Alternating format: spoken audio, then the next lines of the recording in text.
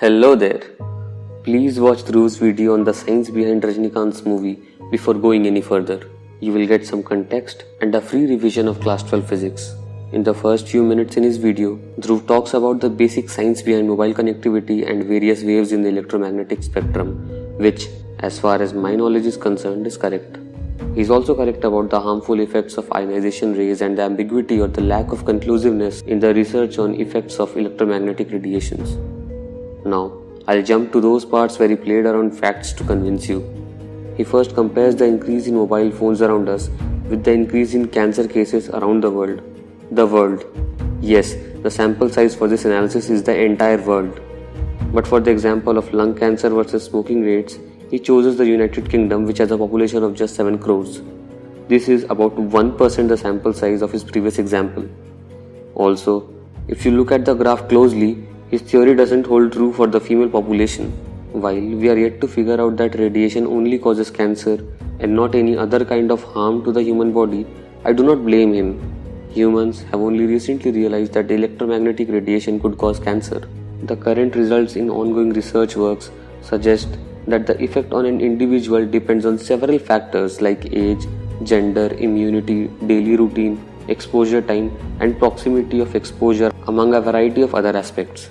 Therefore, the effect of radiation is not as direct as tobacco and cancer, and its analysis requires more data. In fact, the first cell phone call in India was made in 1995, just 23 years ago.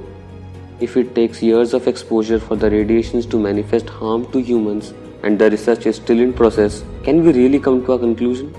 Let us talk about some of the research work till date and what it concludes as of now. Studies have already concluded that radiation causes harm to bees, affecting their reproducing system.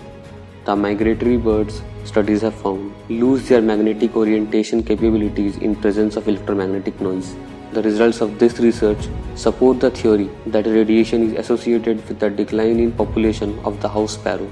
In this other research, it was found that the cases of cancer increased by about 4 times near a cell phone transmitter station. Google about these research papers and read them in detail. Next, Dhruv's funded to keep probable damage from a cell phone to a minimum is good, and we can all apply this. Regarding 2.0, in my opinion, in the Indian ecosystem, only sometimes the creators gather enough courage to put in so much effort into a movie. In the movie, Pakshi Rajan is against the telecom operators who want to increase the radiation above safe levels. So how is this logic in the movie scientifically incorrect? I do not want to debate on the movie because it is just a sci-fi movie meant for entertainment. Personal taste will vary, and even I am not a fan of the movie, but the VFX is marvelous and one of a kind. This movie is way better than the usual Bollywood shit that we are served on a regular basis.